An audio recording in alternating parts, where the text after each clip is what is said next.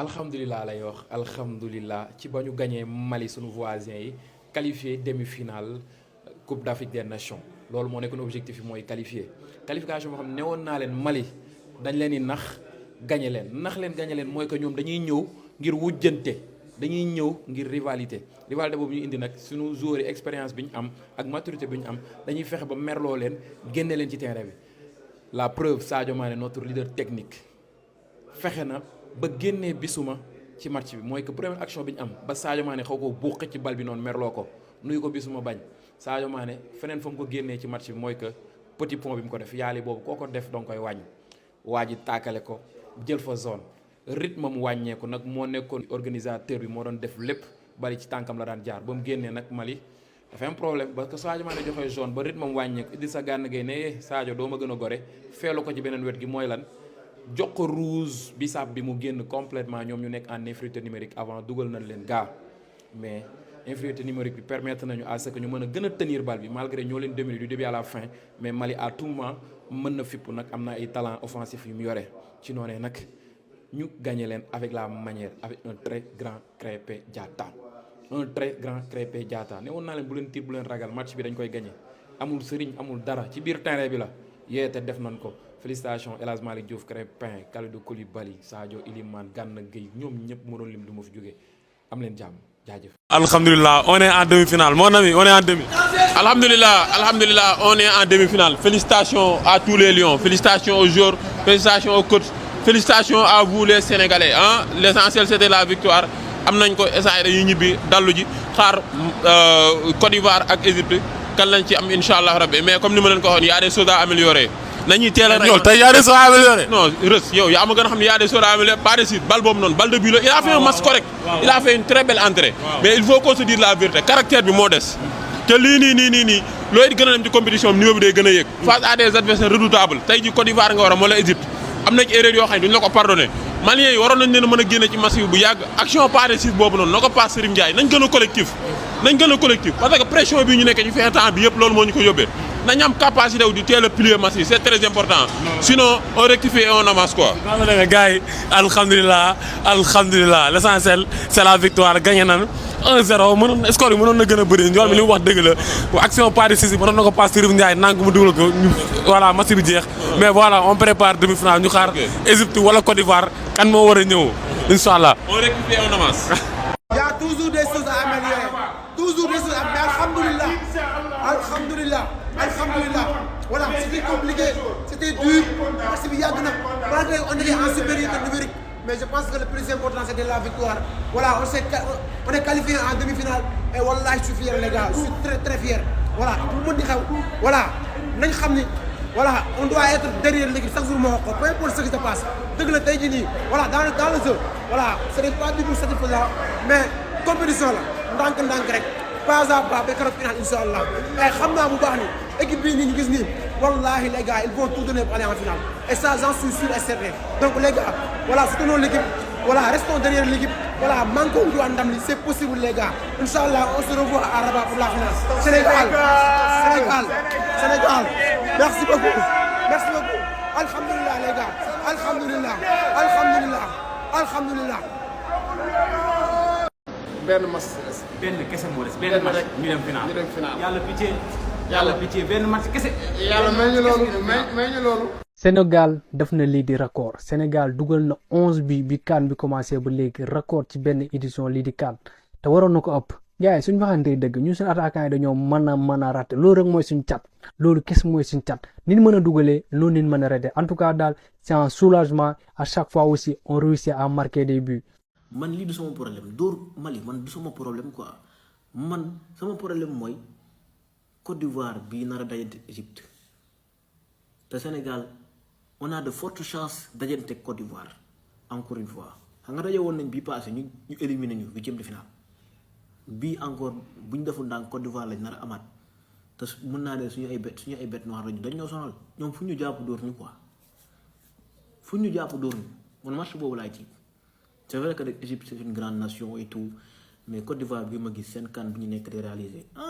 man Mali lii moom du match lii mënoon nañ ko sax dóor lu ëpp lii pas de 6 man occasion boobu du ma la ko baal pas de 6 mais looy xalaat sa bopp faut pas être égoïste faut être altruiste devant les buts. Chérif Ndiaye mi woon sa wet mais doo ko sa passe ba mu rey match bi 2-0 ñu ñibbi ah non gars yi da ngay waaru quoi. Pape Thiaw j'ai bien aimé changement bi nga def ci Habib Diarra ak Pape Gueye voilà carton on prenait aussi des cartons bêtes imagine toi Habib Diarra ak Pape Gueye demi-finale bu ñu jëlaatee carton bu ñu qualifié finale du ñu joué donc am na yenn fautes yu inutiles yoo xamante ni voilà jaru ko quoi dañuy pénaliser mais en tout cas dans l'ensemble bien l'entrée de Ibrahima Mbaye excellent mais Krépin Diatta dans les efforts offensifs défensifs mais quel guerrier au four et au moulin mais gars yéen ngeen ne Krépin Diatta loolu wax ci moom mais quel jour Krépin non pop El Hadj Malick Diouf nag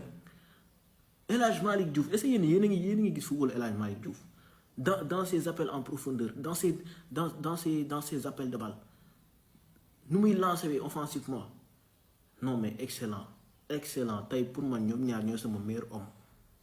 Krépin Diatta El Hadj Malick Diouf su ma ci yokk mën naa ci yokk peut-être Sadio Mané voilà ak kii di Idrissa Gana Gueye. bu leen fàtte ni Krépin Diatta c'est lui qui est à l'origine du but moom moo jox Iliman Ndiaye Krépin demande balle bi derrière la défense mu jox ko mu centre en retrait Iliman ñëw fekkee action bi dugal balle bi finir l'action. tout n'est pas rose dans ce match rouge bi tamit feeñul noonu infériorité numérique bi mais en tout cas erreur yi nañ ko gën a xoolaat dafay analyse vidéo pour le prochain match soit c'est Côte d'Ivoire Égypte comme ci mënti doon incha allah nañ ko pare. képp koo xamante ne da nga bëgg seetaan match CAN championnat yi abonnement nga bëgg contacte ma sama numéro mi ngi sama page ma defal la abonnement ngay seetaan match yi à l'aise.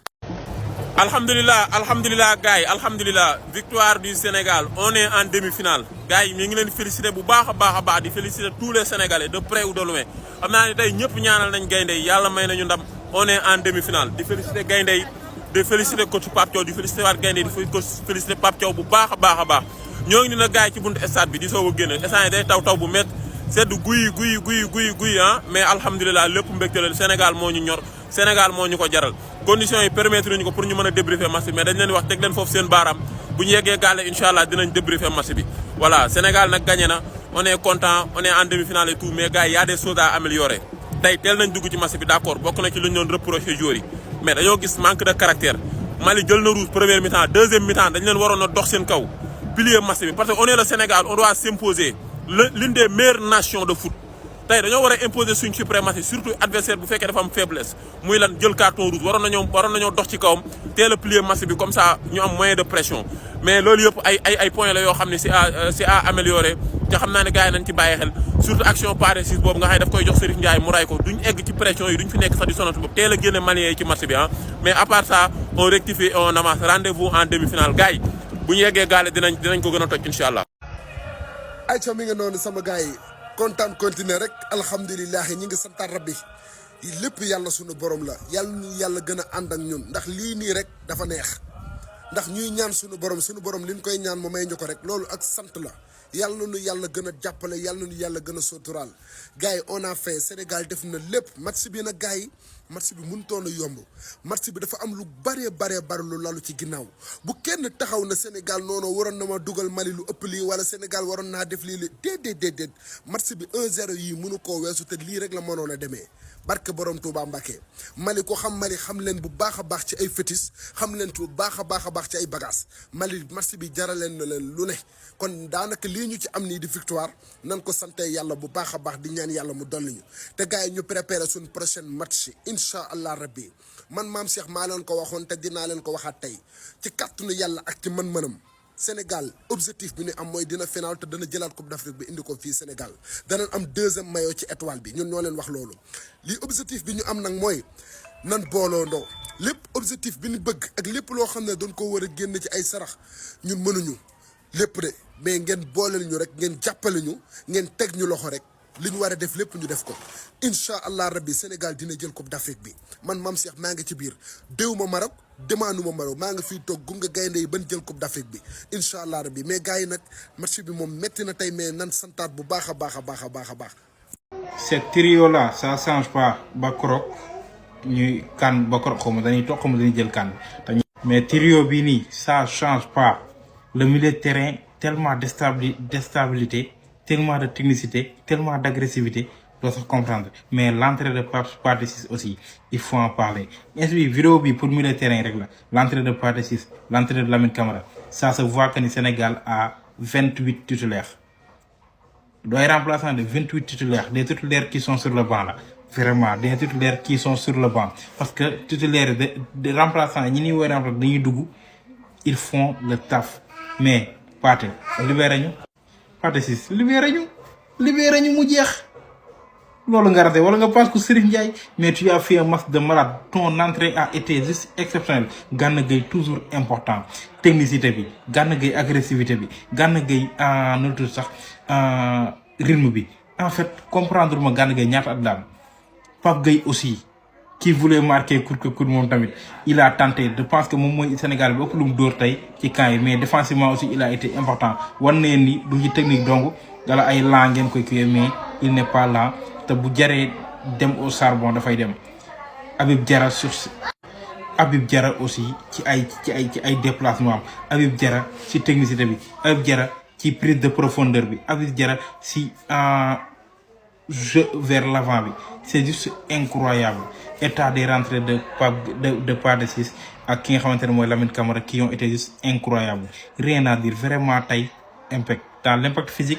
et dans l'agressivité et dans la technicité nos milieux de terrain c'est juste incroyable waaw Mali am ngeen wërsëg seen gardien bi moom sant leen ko Guigui Diarra quel homme mais li ma leen waxoon rek du sérieux et on gagne ce match sans problème Sénégal est en demi-finale les gars voilà Sénégal bat Mali 1-0 score mën na gën a lourd man loolu rek laay jooy en fait vraiment leen rek laa mën a tirer lu négatif ci match bi ñu def moom mooy perte de balle yi nga xamante ne ñu ngi koy def yu inutile yi ak tamit manque d'efficacité bi parce que vraiment on sort ce match avec 3 buts minimum même si on pouvait encaisser quand même parce que perte de balle la ñuy def yoo xamante ni ils sont très dangereux te Maliens dañ koy exploiter jéem a am benn situation wala benn occasion mais à part ça impact rien à dire li ma soxla woon lépp ci match bi indi nañ ko parce que compétition bi toll nii on a besoin de rythme de l'agressivité de l'impact physique ci biir match yi. mën nga football bépp football bi rafet beau nice mais tant que indiwoo impact physique ci fi mu toll nii parce que tu vas affronter des équipes yoo xamante ni ils vont mettre ça de l'impact physique en fait li jëntiwoon créativité dañuy teg pressing impact physique en notre agressivité pour mën la gagner donc yow tamit il va falloir si sa qualité technique nga boole ci benn impact physique bi pour mën a remporter gis ngeen tey au milieu de terrain voilà on a mis de l'impact physique malgré que on a tenu le ballon à chaque fois ñoom ñu récupérer ball bi pressing direct seen kaw amul lu ñu leen may pour ñu génn seen terrain première mi-temps bi c'était comme ça action yi am yëpp perte de balle la action yi Maliens yi am yëpp yu dangereux yëpp perte de balle moo ko indi perte de balle yi inutile yoo xamante ni dañ ko war a gommer vraiment dañ ko war a gommer parce que tu le fais contre Côte d'Ivoire wala contre Tunisie tu le payes casse direct sans bavure. Maintenant l'essentiel a été fait on a gagné 1-0 même si mënoon dugal plus que ça mais les gars impact vraiment j'ai bien adoré l'impact physique qu'a mis nos joueurs sur ce match le maîtrise technique malgré que am nañ ay quelques déchets yoo xamante ni li ma leen wax rek moom lañ war a améliorer en fait parce que on perd trop de ballons yoo xamante ni c'est inutile vraiment yoo xamante ni mën nañ ko joxe naan ko mu dem mais dañuy jéem a def benn passe boo xamante ni tey buñ ko intercepter danger la si ñun te loolu dañ ko may Maliens yi tey lu bari loolu boo ko mayee Côte d'Ivoire kon ñu ko waxee wala Égypte ça va faire mouche mais dans l'impact physique, dans l'agressivité, dans la technicité, il y avait tout, il y avait les occasions, manque d'efficacité encore, mais au final, on gagne, c'est l'essentiel, mais il y a des choses à améliorer comme Nico Ndiol mi di waxee, mais on est content, on est vraiment content. C'était un derby qui ne s'annonçait pas du tout facile pour nous, parce que ñëpp xam nañ derby ak lu Mali ñàkk a teglu leer